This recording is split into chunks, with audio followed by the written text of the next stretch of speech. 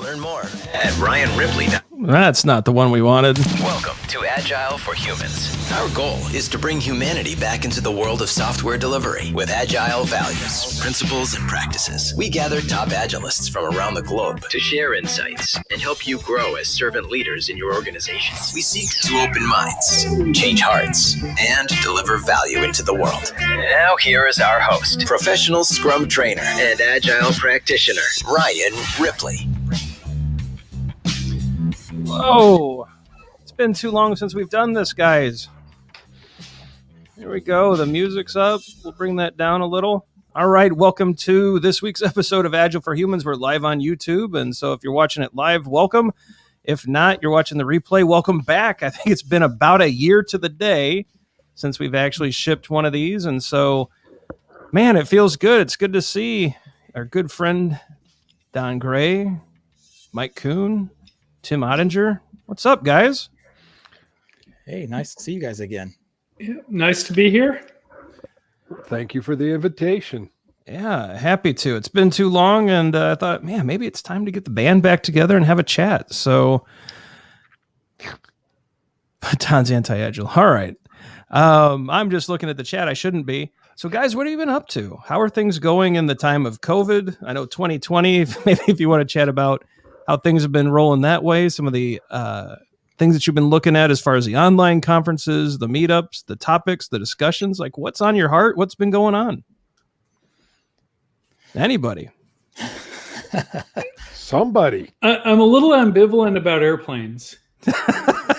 Yes. You know, I haven't been on one for a little over a year. And so it's like, oh, I'm home every day, all the time. And that's been great for me, great for my wife. Maybe not as great for my daughter who shares a wall here with me. But yeah, so I don't know what we're going to do when we go back to whatever normal is going to look like. But I don't think it's going to involve, 2.5, 3 weeks of travel every month, at least not for me. My wife and I were talking about that prior to COVID, the year before. I think a lot of the listeners know that, Todd Miller and I, we teach a lot of the Scrum.org classes now, and we were traveling all over 2 flights a week and hitting almost, every state. And I think we actually made it to Hawaii, and we were just all over the place. And I've been home since March of 2020, and I like being home. I really like being home.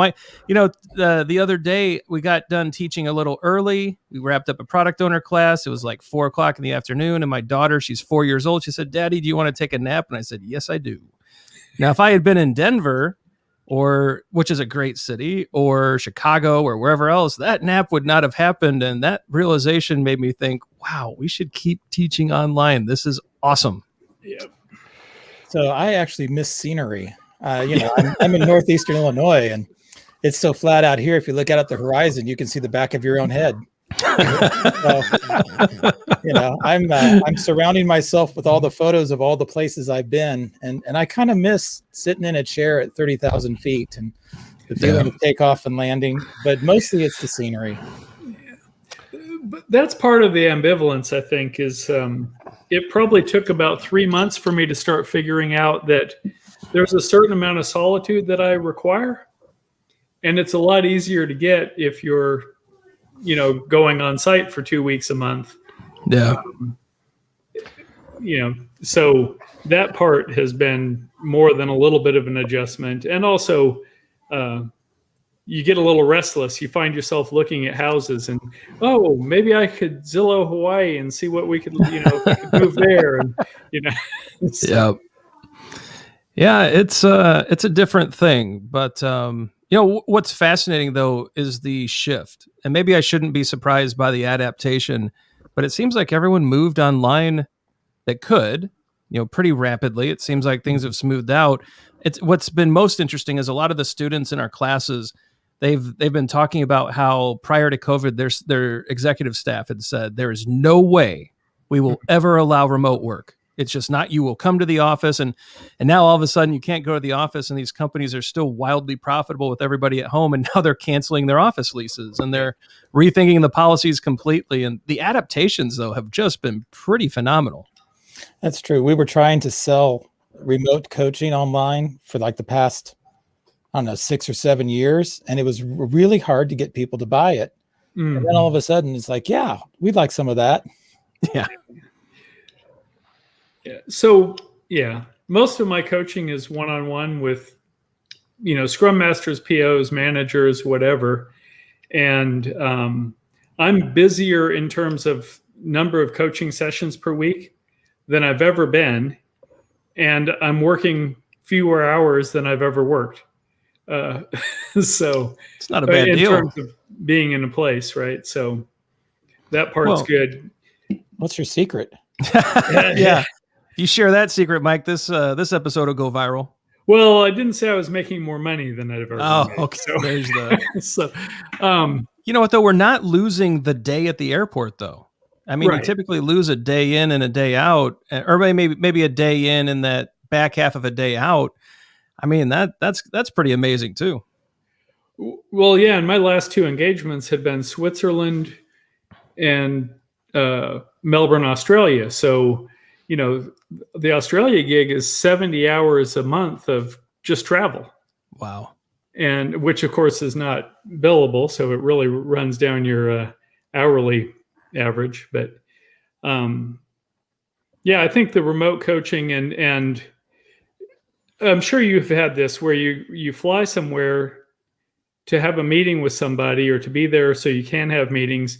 Meeting time comes and they hit you up and say, "Oh, I'm working from home today. We'll have to meet on Zoom or whatever." And this was happening to me when I'm going to Melbourne. I said, I didn't fly to Melbourne to talk to you on Zoom. So now it's like, okay, we'll just Zoom and whatever time we want to do it, I think is fine. Don, what are you seeing with remote work? I know that you've been looking at different means of delivering certain things online. Like, what are some of the trends you've seen?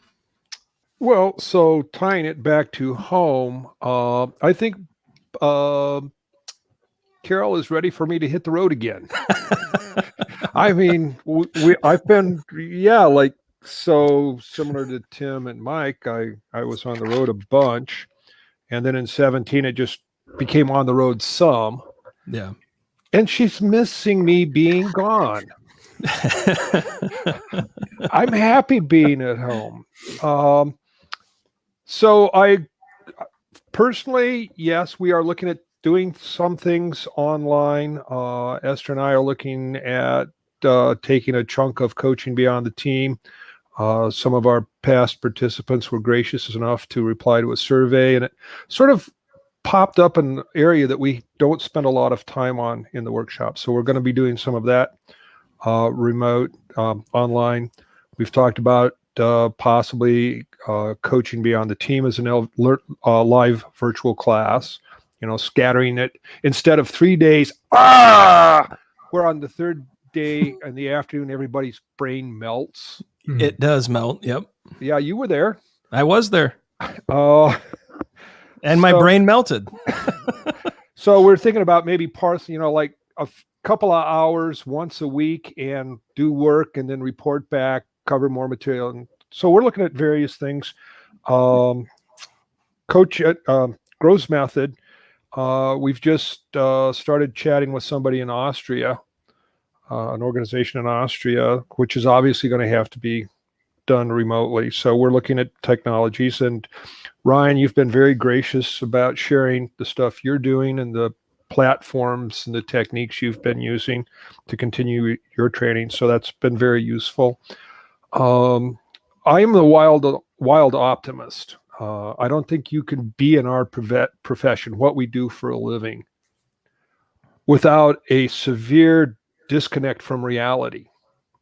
Because you have to be an optimist in this position. It's my view. I could be mistaken, but the people I know that do this are very optimistic about the future, about change, and about being able to create some sort of a positive impact for the software development profession. It's what keeps us coming to work, at least for me. And I'm hopeful that we will actually be able to start doing some face-to-face stuff late third quarter, maybe early fourth quarter this year. Scored on my first vaccine shot today. So I'm one step closer to crawling into a seat and sitting at 30,000 feet and smiling. Like Tim, I actually miss it. I enjoy going places and doing things, and my wife enjoys me being gone and doing things. So, did I ever answer your question? You did fine, Don. You did fine. You know, I've done the same as you though with that. So our technical excellence workshops are 2 meetings a week, and we're doing like Monday and Thursday or Tuesday and Friday for just a few hours, and then work for them to do in the meantime. That's really seeming to be a good deal for people, because always the problem with training, you know, you come in and you sit for a whole day and your brain went home somewhere around 2 o'clock in the afternoon, and you try to recover it by 10 o'clock the next morning. And, you're fighting your way through it all. And this idea of just a few hours early in the week, a few hours late in the week, and some assignments, that slow drip seems to really be working for people and making a real difference. So yeah, I highly recommend exactly what you're talking about. Yeah, it's we've tried so many different formats, over the past year. It's 5 half days, 4 half days, 3 days, 2 full days. And we keep experimenting, trying to figure out, because I mean, if we have this LVC, this virtual setup, and we can teach remotely, how do we optimize this experience? Because it can't just be like the 2 days in the classroom live, right? If there are still trainers out there who are just plowing through slides as if you're in person in front of a group of people, oh my gosh, like I hope that's not happening. I mean, it's a totally different experience. As Don has said, we've been kind of talking about different ways of delivering this stuff, but it's been a fascinating journey, because I think with the technology and with the different learning modes and then with the different activities, we've actually gotten it to about the 90% experience. And that's where I'm kind of landed there, where it's kind of like 90% is kind of where we're at. I don't think I think you lose that 10% being face-to-face, but I think we're close. A lot of people, I think today is the actual 20th anniversary of the Manifesto of Agile Software Development, right? And so a lot of people talk about the face-to-face communication aspect and how what we're doing online isn't agile. And, we've talked to a few of those authors and manifesto writers on the show.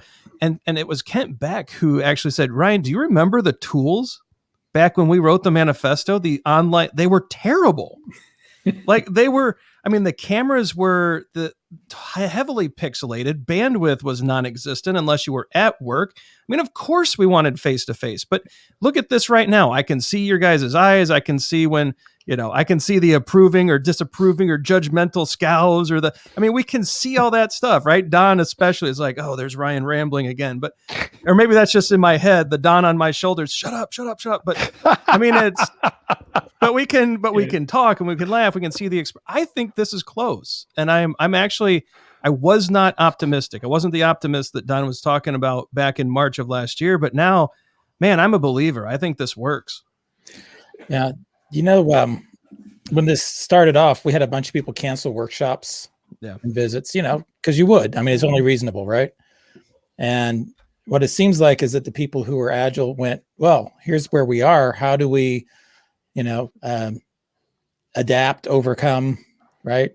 Mm-hmm. So, suddenly people are diving in, and now we're learning how to use all of the online tools better. Everybody's upgraded their setup, and suddenly, we have this ability. So at the end of one of the month-long workshops we did a month-long boot camp for a customer in Europe. So it was 3 a.m. to 9 a.m. every day. It was fun. I've got one of those coming up. You'll have to give me the tricks to live through that. We'll do that. But at the end of it, when they did a retrospective, they said, there is nothing that we would have gotten face-to-face that we weren't able to have in this workshop. Yeah. Yeah. The part about lunch, changing your setup and all that to accommodate this stuff. I was a laptop only guy for many years. And, now my setup is not a laptop only by quite a bit. But I find that when you're talking about doing face-to-face coaching, or especially one-on-one stuff, but even with groups, the tool sets and the setup I'm not even sure that it's as maybe for training, but for a lot of the facilitation and workshops or whatever, I'm not sure that we lose the 10% in a way that we don't gain somewhere else. Oh, agreed. And so I think that part has been really instructive. So I'd like to ask a question, Mike. When you said you gain in some other way, do you have an example? Can you share something that you might have gained being remote that you couldn't have gotten face-to-face? Sure. So one of my clients is really big on Jamboards. So they're a Google shop and they do Google stuff. But being able to say, hey, I'm going to have I'm going to set up a Jamboard for each person and, put some thoughts down and then be able to bring those back and review them really easily. So in some ways, we've reduced the friction that you have when you're in person. You say, oh, I'd like for you three to go over there and you three to go over there. It takes, 15 minutes to get people sorted out and arranged. And you can do some of that stuff quite quickly. And then you can have artifacts to exchange or to look at a little easier than you might be able to do personally. Like I'm not a big fan of the flip chart things that you do a lot of times when you're in a big room. Yeah. And compared to that, a Jamboard or a Miro page or something can really be a lot smoother. I'm not opposed to flip charts, but everybody who tries to read my writing is. I found that you can get 20 people adding cards to a virtual flip chart simultaneously, and nobody bumps into each other or knocks anyone over or elbows another person in the face.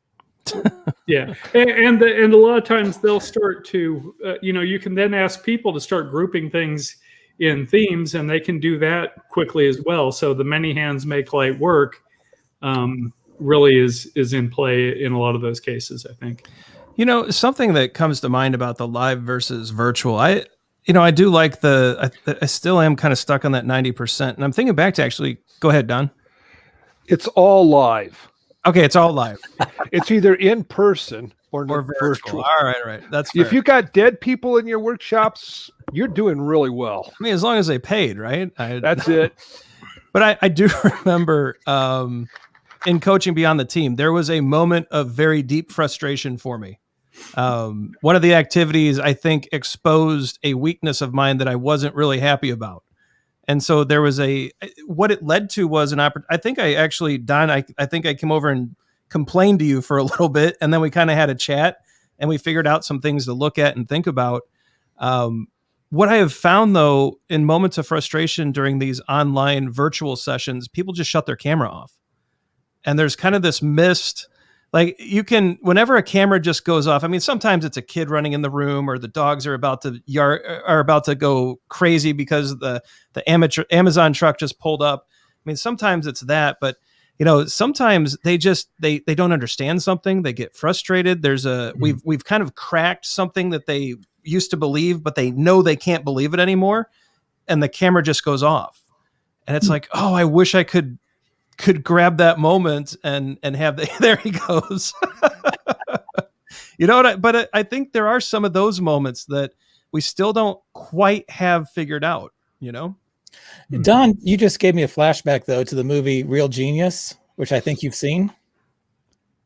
Yeah. So in the movie, there's a scene where the professor, you hear him speaking and it pans up across the room and you see all the students there have their tape recorders running. Oh, right. It finally pans to the front of the room and the professor is just a reel-to-reel tape player. I thought, well, I guess that's the alternative to a live session is we could do pre-recorded and people are supposed to sit there and watch it. Not a bad way to go, I guess. But it's been an interesting adventure. There's definitely been a lot of time and money and investment in trying to make sure that the experiences people are having online are excellent. And we've learned a lot. I still think we got a lot more to learn as we continue down this. Two key lessons. I know people are sitting there going, well, what have you learned? Like what? I think one of the two big things is you really have to invest in audio and in video. Like, I don't think you can get away with bad audio, especially audio. If you have to pick one, if your budget's limited, the audio has to be excellent. I don't think people can stand hearing you through a tin can for 2 days straight, right? But we've seen just the need to really amplify the game in both areas. But then even facilitation, like I said, you can't plow through slides anymore. Not that we ever did. I mean, that's not a fun mode of learning, but learning these new tools like Mural is the one that we've really focused in on. But I know Miro is excellent. I know there's a lot of other great tools out there, but getting, really proficient with those tools, but even then constructing different ways of using Zoom breakouts and Mural. And it's really, I think it's a new branch, not a new branch. It's a branch that many people are being exposed to as far as facilitation and content creation goes, that is really growing and expanding and changing quickly. Yeah. And we're not the only ones. My wife teaches kindergarten. She's been doing that remotely, which is a completely different thing than what I'm doing remotely. And it's a lot louder and a lot more chaotic. But, she spent the entire summer learning how to use tools and so she's got a different but similar amount of investment in her new setup, I have a different and similar amount of investment in her new setup, to be more accurate. But, but even that's been kind of interesting because it gives us a different understanding of what each other does for a living. Oh yeah. Especially when we're both trying to do it at the same time in the same house. So, yeah. But you don't share a wall. No, that's for my 20-year-old. She's thrilled about hearing me and my people every day. So I have a question for Ryan. Yeah. So we've talked about upping our audio and video capabilities. Sure. How has facilitation shifted? So when I'm in a group, when I'm in a room with 24 other people and Esther sitting right there, right, there's a certain energy, there's a certain ambiance, you have this option of viewing individuals, groups, subgroups, and whatnot. You don't have that. So how does this virtual or remote work, how do you have to upskill? How do you change your facilitation techniques? So there's some big shifts that Todd and I have seen. I mean, and we're speaking from the Scrum world. So the Scrum training world, your world might be different. What we saw or what we've seen is there's a lot of different styles, but one of the styles that's really struggling right now are the ones that relied on character, personality, presence over everything else. Right. There are some trainers who can get in front of a room and just dazzle them with stories and talk about the good old days of Agile. And for 2 days, people leave mesmerized by the charisma and they can carry a room. That's dead.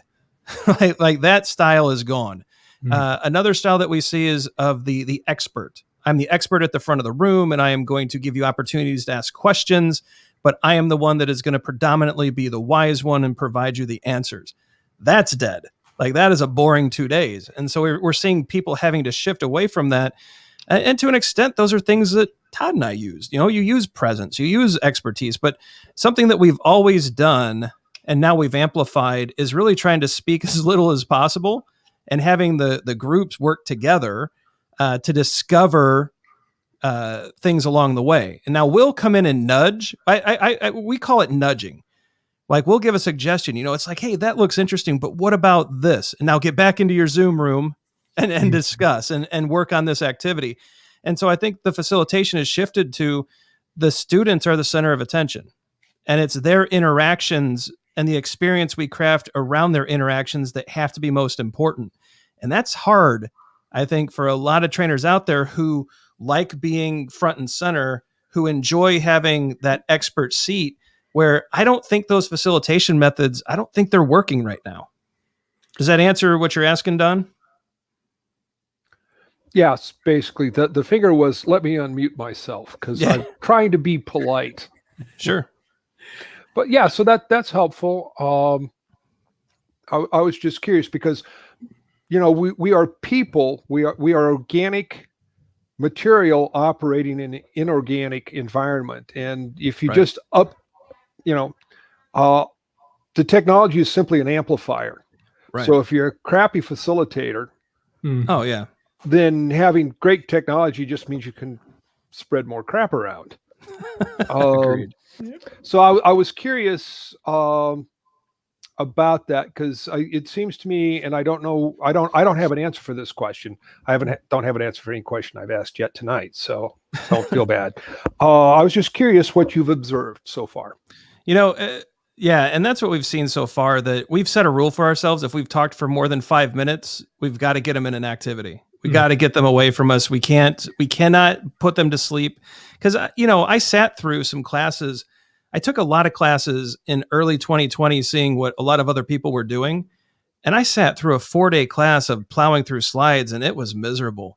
And so I realized I'm not going to do that. I sat through another class of really poor facilitation. And so quite honestly, we reached out to a lot of friends. We read a lot of books. This year has been a year of growth. Like, we were decent facilitators at the beginning of the year. I hope that we've leveled up enough that our students keep coming back. They seem happy, but we had deficiencies we had to fix, right, in order to actually create a good experience here.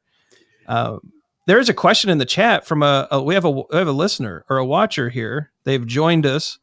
So as a Scrum Master, I struggle to get everyone on their cameras. On the facilitation techniques, should I revisit the working agreement with the team? Maybe I am already late to do this. That's it. And by the way, hello, Markus. Thanks for joining us. We got a lot going on, but Anu is concerned about the cameras being on. Thanks for having me. Yeah. How have you guys handled the cameras, that situation where people don't want to turn them on? I have a couple of little techniques. One is if there's a good, are you having a hard time hearing me? Oh, you're good. Oh, you're good. Okay, good. If there's a good time at the beginning of the session, I'll kind of give a spiel about, that I, as a participant and facilitator, get great value from being able to see your face, because it lets me gauge whether I'm doing a good job in getting my message across and keeping things engaging, and it helps me interpret what people are saying, because you can say the same word, and if the face is like this, or if the face is like this, the visual is so important. So what I always say is there's kind of I state it as kind of a hierarchy. Like, if you have any issues of privacy or discomfort, by all means, do not turn on your camera if it's going to compromise you in any way. But then secondly, if you're having connectivity problems, so that the video feed causes the audio to go garbly, then it's like you were saying, Ryan, audio is more important, then turn off the camera. But if not, please, please, please, you will help me and you will help everyone else by having it on for as much of the time as you can. And I've found that's pretty effective at getting people to change it, at least in that moment. And then otherwise, I'll kind of take moments to survey the crowd and then ask, oh, hey, I can't tell if anybody's here or not, or things like that. And that will often get the cameras to kind of flip back on. Yeah, Awesome. we'll usually start every session with Not foolproof. Yeah. Go ahead, Tim. If you start with working agreements and everybody decides when we can have the cameras on, and sometimes people are afraid to have the cameras on because they might, you might see a child or a pet or a partner or something. And, when they know that's okay, a lot of them will keep them on more often. But we come with agreements about when the cameras must be on, when we agree to have them on and when we don't. And we decided during breakfast they can be off. Yeah, there you go. Yeah, I think those are important. We've actually been pretty blessed up to this point where we've not had too many people keep their cameras off, and so they've been pretty open to keeping the cameras on. There's a few moments where we'll open a class with, look, if the cameras are on, it really helps everybody learn together. It builds rapport, it builds relationship, and that's usually enough. We also send pre-workout that says, hey, we're expecting cameras to be on, that they're fully functional, that you have a means through headphones or microphone to speak. And I think we try to set those expectations early, and we're very repetitive about it, right? Every email they get discusses the need for video, and we haven't had too many concerns. The one time I think Tim is right, is that he's right. If you're eating, shut it off. That's fine. But that said, we have had one or two students that have come back and said, look, I don't want to invite all of you in my living room. Mm-hmm. I'm not comfortable with that. And so we still teach, and we have that happen. There's even some other students who are more than happy to turn on the camera once we do a breakout with a smaller group. And so again, there's people are going to have preferences, and people have certain needs that need to be met. And so we don't press it. But I think, yeah, so far so good. How else and so Jenny, also, by the way, welcome. How else are you all handling the video cameras and the intrusion into the living rooms and all of those dynamics? So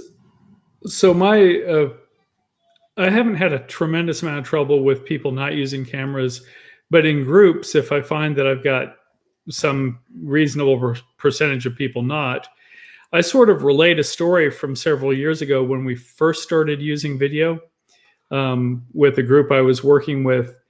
And I really recognized the value of having the video. One day we're having a meeting, the content is a little bit hot. And so there's one guy, and he had his camera on. He didn't say anything, but there was just this look in his face. And I knew he had a problem. And so, I asked him, and he told me what was going on, and we were able to sort of redirect and come to a much better situation. And if we had just been on audio, he wouldn't have spoke up. Nobody would have known. We never would have got to that better resolution. And so what's interesting is I'll sort of relate this story, and cameras will come on, if not immediately, over time, they'll start to come on, because I think most people want you to be able to understand that they need a chance to have, to be heard and to be invited to be heard. And that's a lot better if they have some idea that you might notice the tick, rather than them necessarily having to speak up. So, yeah. Well, and I should say this past week, we did have one situation where the person was trying to do other work, and they felt guilty, and they had their camera off. And so something that we had to work through was that, hey, so for our classes, another facilitation tip, if you're doing the kind of the 2-day workshop type of courses that Todd and I teach, every 60 minutes, we take a 10-minute break. I think it's really important that we look. We know life is my 3 children are homeschooling due to the pandemic, one wall over. My wife, we're in a great position to where she's been able to stay home and manage the majority of that. She's amazing. She's my rock. I love her far more than I could ever express. But every once in a while, I need to get up and assist. I need to be a good partner there because one of the kids is just way out of line, and so that break kind of relieves a little bit of the guilt that I have that she's got all of that on her plate. So in that 10 minutes, I can check an email real quick. Todd and I can do a quick call to make sure the class is going all right. I can tell my middle child to stop being crazy. And then we can get back to work. And that seems to relieve a lot of the tension that can come with the cameras as well, and some of the guilt and some of the other emotions going on in the moment as well. Mm-hmm. Yeah. Yeah, I'd like to add, I had an interesting thing happen this year. And I've mainly been working with one group this year, one client, and they were 100% cameras off. Yeah. So for months, I attended lots of sessions. Sometimes it was me observing, sometimes it was me doing some training, sometimes it was workshops, but it was months of no feedback unless they decided to verbally give the feedback. And so I told them I wasn't coming back. I said, I am actually unable to do my job if I can't have that kind of feedback. I don't know if people are sleeping. I don't know if they're angry. I don't know if they're bored because this is so that feedback is so important. And a lot of what I, believe in Agile is the Agile for humans, right? It's the human interaction. And so they agreed to try it. and we're at about 70% cameras on most of the time. And we do all the things y'all talked about. Don't eat while you're on camera. No one wants to see it. Your dog walks in. We all want to say hi to the dog, right? I mean, we try to recognize those things, and it's really shifted things. Mm-hmm. It makes the conversations go faster, better, deeper. Work gets done. It's a stark difference. That's awesome, Jenny. I think it's important that we. A major thing. Oh, sorry, Marcus. I was just going to say it's important we set the right tone, right? Yeah. And so people are concerned that like Todd and I are going to be upset as the facilitators of the course if something interrupts them. So eventually Emmeline, my 4-year-old, will walk into this room. I'll just pick her up, put her on my lap, and keep teaching. And everyone's like, wait a minute, that's okay? I'm like, yeah, go get your cat, put him in your lap, go ahead and this is life, right? And so, yeah, it's just amazing all the things that are going on, that if we don't pause and just make the space okay for this stuff, it really takes away from the experience overall, right? Mm-hmm. My workshop, I had a bunch of younger developers, young in the profession, not necessarily by age. And so, of course, some of them, it's cameras off and microphone off. And I noticed it was going for a while. So together, we all wrote a little random name generator that would take some kind of an honorific and a name and put it together. And it would say, Jenny the Magnificent, please come and save us from this quandary. And so whenever I came up with a question, I would click the button. It would come up with a line to feed me. And you know what? I was really pleased. 99% of the time, when I would call out somebody's name, they would have an immediate answer. And I think in a month, one time somebody answered with, and I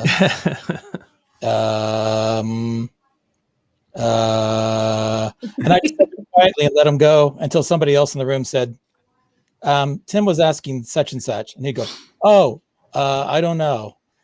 And that was the end of that. It never happened again. And that was pretty late in the workshop. So it was not even bad. One time. Well, and these things are very, very complex. There's some comments we're talking to some viewers in the chat where maybe one of them's beating themselves up a little too much over not being masters of this. I'm going to be honest, and we mess this up every class, right? And we're learning during every class. And if you were to take a look at the first virtual course that we taught back in March versus today, oh my gosh, I wish we could record pieces of it and show that. We are working through all of these issues, and each class is such a different environment, and we mess it up. And I think the most important thing is when you do mess it up, you say, hey, that didn't work. We're really sorry. What can we try next? And just try to be humans through the whole thing and not try to be perfect. And, if there's a skill, like I said, from March to today, we've really had to up the facilitation game. We've had to learn a lot. We've had to lean on people, our friends, to share their tips, and we've tried to share with them, and we're still messing this up, and we're still learning. So, don't beat yourself up. Just decide tomorrow to be a little better, and in a couple months, I think you're going to be doing great, right? So, yeah, don't be too hard on yourself out there. Yeah, I would certainly agree with that. It's another place I think psychological safety, of course, comes in. I have someone that has still not turned on their camera ever. I haven't asked. Mm-hmm. Right? Yeah. They know they can see it. They see other people getting benefited out of it. They have decided not to, and I'm okay with that. Yeah. Different modes, different things for different people, right? Right. What else is going on in this space? We know the camera thing is interesting, and we were talking about upgrading video and sound and having to create the right experiences and environments. What else has been helpful to either the workshops or the 2-day courses or the one-on-ones? What have you seen really help people get comfortable with this mode of working?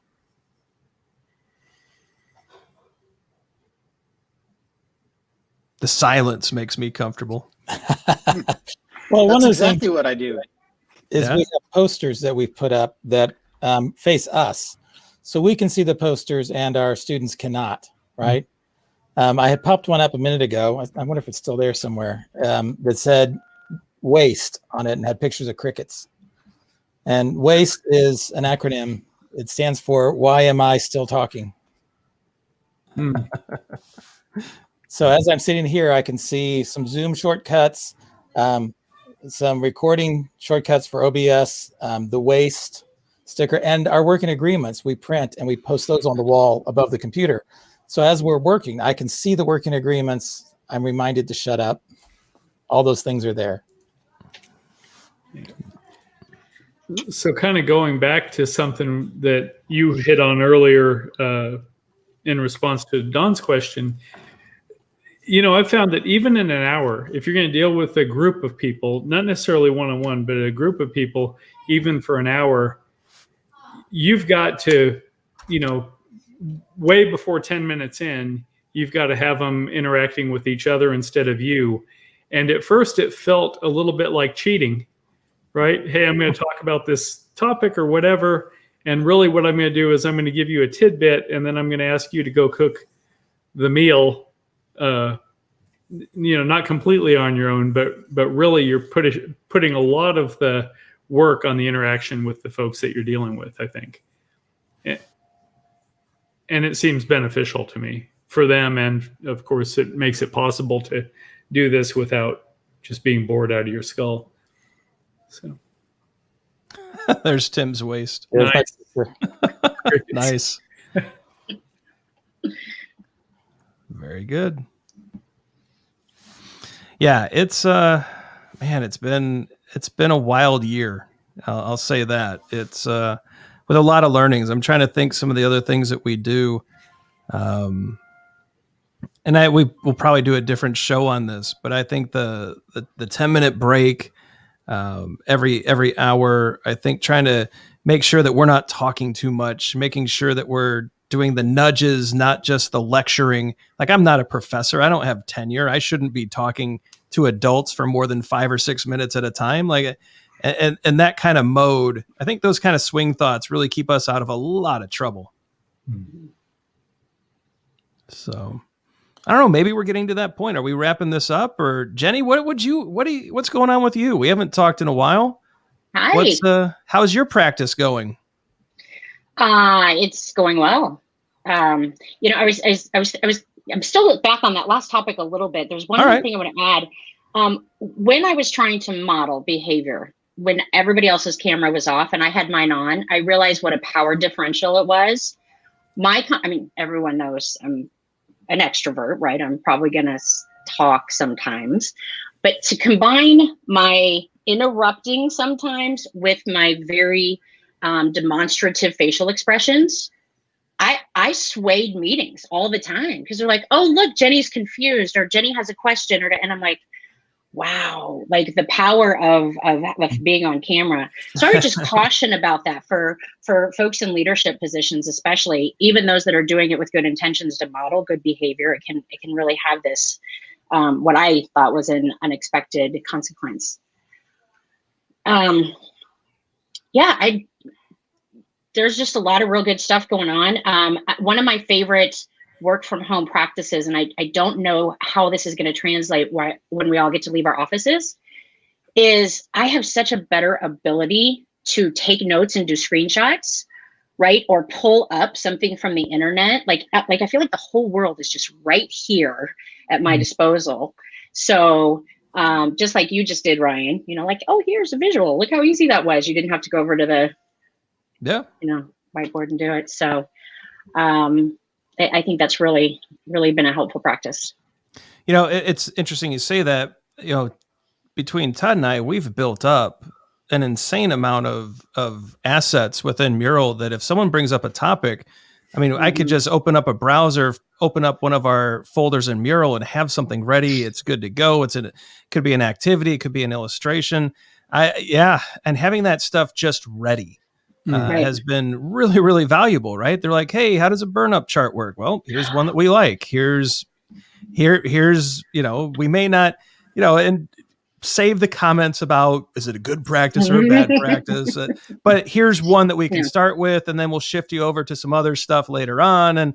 But having that stuff handy has been really helpful. And when we get a question in class, it used to be, well, let's put that on the parking lot. And then that night we would try to, in the hotel room, because basically you go get some takeout somewhere and you go back to the hotel room and you draw the poster and you try to, Now we can just put them in an activity and say, yeah, does this work? And if not, you can shift it a little bit. And it's just so malleable.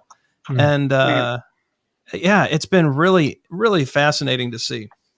You just remind me of another practice. So I've always said that Google is your Agile best friend. If you know kind of how to use it in a specific way. So what I like to do, if I have something, let's say cumulative flow diagram, and then you go to images and you've got all of these different images of cumulative flow diagram, you can find one that wants to express what you're looking for. And this happened the other day as I was having a conversation with somebody, and they had this wonderful artifact. It was beautiful. It was full of information, and they were calling it a story map. And it was not a story map, right? And so what I did was I went to Google, typed in story map, went to images, and just scrolled through it and said, what do you see different about these than what you have? And you're like, oh, yeah. So I was clearly showing that I wasn't bringing in bias to this. It wasn't my way or the highway. It was, this is a pretty standard practice. There's some goodness here that we're missing. And then they were able to kind of discover that on their own. Mm-hmm. Yeah, it's an interesting, this whole online remote, it's just got my head swimming about the lessons. I wish I would have been better at journaling. But it's funny, during this COVID thing, I've been terrible in my writing practices. It's actually, Todd and I are working on book number 2, and it's been very slow going. They're saying there's some, brain fog that comes with being under the stress of a pandemic. But I wish I would have journaled some of this more, like the learnings. And so I'm gonna have to sit down and really reflect for a future show, because I think a lot of people are going to get I think this is the stuff people are looking for now, is they are trying to up their games as well. So I think it's awesome that I appreciate everyone sharing their tips. I think we're coming up on a time box though. Hey, Ryan, we're getting, yeah. Can I slip a little one in here? If you're attending, because this goes with what Jenny was saying. One of the things I love for people who are attending a workshop or a session online, be that person who every time the conversation goes, there was a book, I can't remember what it was called.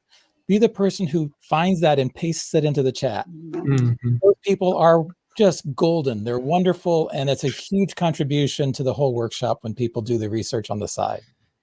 I'm not sure how this is going to work, but we actually, it's funny you bring up the books because we actually had that issue, and I'm excellent at spending your money at Amazon. And so for one of our classes, and let me see if I can pull this up, if I can share this new technology, folks, we'll see if this works out okay. But for our product owner class, we're using a bookshelf, and let me see if I can. Okay, so I think I've got it. Oh, maybe I don't. All right, so we'll see if I can share the screen and share what we're doing with that, because I think that's so awesome, right? I think it's really important. So it's going to make me share that. Oh, wait, no, I can share a Chrome tab. My fingers are ready for the screenshot. This is what I'm saying. Notes from the home office are good. So I think this is, can you see this, the mural? Yes. And so we just share every book we bring up, we commit to putting in the bookshelf, right? And so we make sure that, a year from now, a week from now, whenever they're reviewing this, that they've got all of those references just available to them. And so, but the people who remind us to paste the book into the shelf, they're gold, right? Those are our heroes. But it's those little things that we've learned along the way.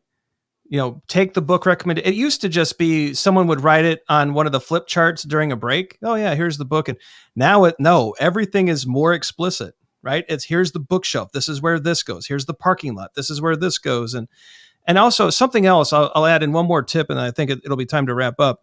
The parking lot, the nature of it's changed. In an online session, I think there's some panic about, are all of my questions going to get answered? There's so many people, and it's so easy to just pepper the field with questions, right?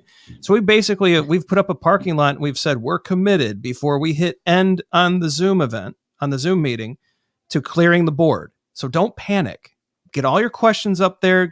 Stop with the cognitive load or the panic of all of these things. Get them out, right? That's something Tim's taught me many years ago. The cognitive load on people, if you can reduce it, they make better decisions. They're more attentive. And that's been a big game changer too. Like committing to the parking lot. It used to be, well, we got 5 out of 6. It's 4:00. We got to catch a plane. See you later. Now it's no, we will clear this. And so don't worry about this. If you've got a question, we're going to take care of it. I think that's helped with some of the stress of these events too. All right. Well, we're coming up on an hour. Hope I didn't ramble on there too much, but it's great to be back with everybody. It's been too long. I'm hoping we could just turn this into a Thursday night thing. Let's get back to going live and talking with our YouTube group. We've got a lot of followers now.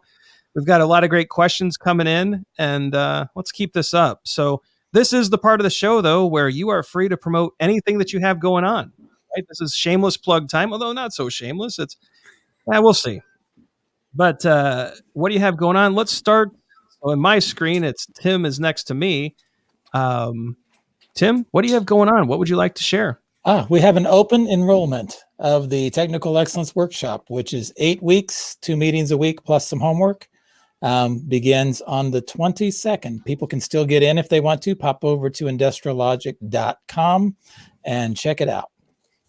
Excellent. Mike, how about you? What do you got going on?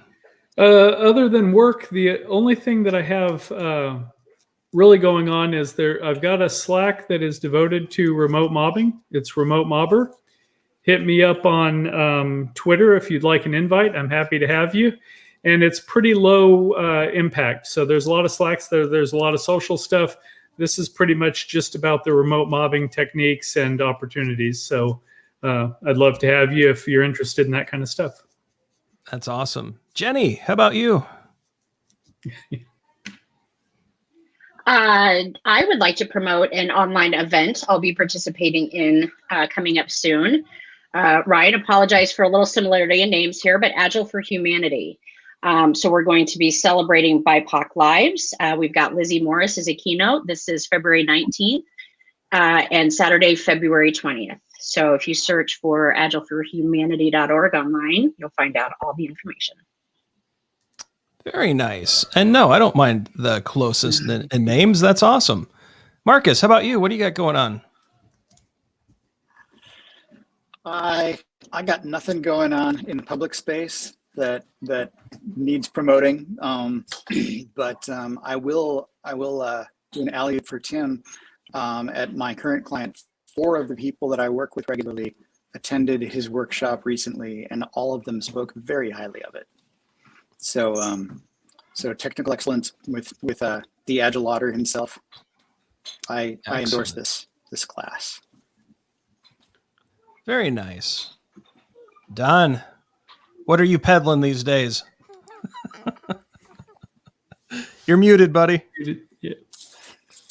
Yeah, it's good to be on mute sometimes. Sometimes I think out loud and it just makes things more awkward. Yeah. So right now I'm basically plowing or let's call it folding. So in Human Systems Dynamics, hsdinstitute.org, there's this concept they talk about, which is stretch and fold. So if you think about dough, as in making bread, you stretch it and you fold it back, need a little bit, stretch it and fold it. I'm coming to the end of a fold period in my career. And so Esther and I are working on some things and looking forward back to in-person workshops, not live, but in person. And live and in person. And then the stuff with the Gross method. We're looking at doing some workshops, and some of those workshops, moving what we've done in person for private organizations to an online environment where people who cannot travel or choose not to travel for obvious reasons can still work with us. But I've got nothing to announce at this moment. Nice. Well, and as for me, I think everyone knows what I've been up to for a while now. So if you want to check out any of the classes, agileforhumans.com is a great place to look. Of course, I'm still peddling the book. So Fixing Your Scrum, what's funny is it came out right as the pandemic started, which was not good timing for a book. But this year we've seen just massive sales of the book. And so I think people are getting more comfortable with the work environment. They're seeing some Scrum stuff, and this is actually applying to a lot of remote. So hopefully you check out the book. The other thing I want to share very quickly is I have the extreme privilege to know April Jefferson. She's a great coach in our community, very good friend of mine. She's gotten me involved with a group this weekend. So I'll be speaking on a panel this weekend, and you can find, it's one of the Agile 20 Reflect Festival events. It's one that's really based out of Ghana. And so we're going to be talking about human potential and how agility brings that forward. And so if you check out April Jefferson on LinkedIn, you can find the links. So I'll be speaking on a very, very awesome panel that I really do not belong on. There are people far better than me on there, but I'm honored to be a part of it, and I hope I can contribute. And so that'll be a lot of fun.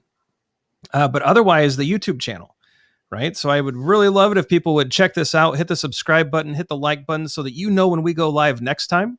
That way you can get a question in, as a few of our listeners and viewers did as well. And so that helps us keep going too, because it's more fun to answer your questions than just to listen to Don and I and Jenny and Marcus and Tim and Mike ramble on, right? And so we really love your questions. And so please hit that like and subscribe button and join us. But I think at this point, I'm going to bring up the end screen. I'm going to thank everybody for being here. I'm going to invite you to hit all the socials, like and subscribe, as we mentioned. There's going to be some videos popping up here that you might like as well, some past episodes of the podcast. And yeah, let's just keep this going. We're going to make this a regular thing again. We'll get the podcast back in everyone's podcatcher. And just thanks for hanging with us. Thanks for being here. And we will hopefully see you next week. All right.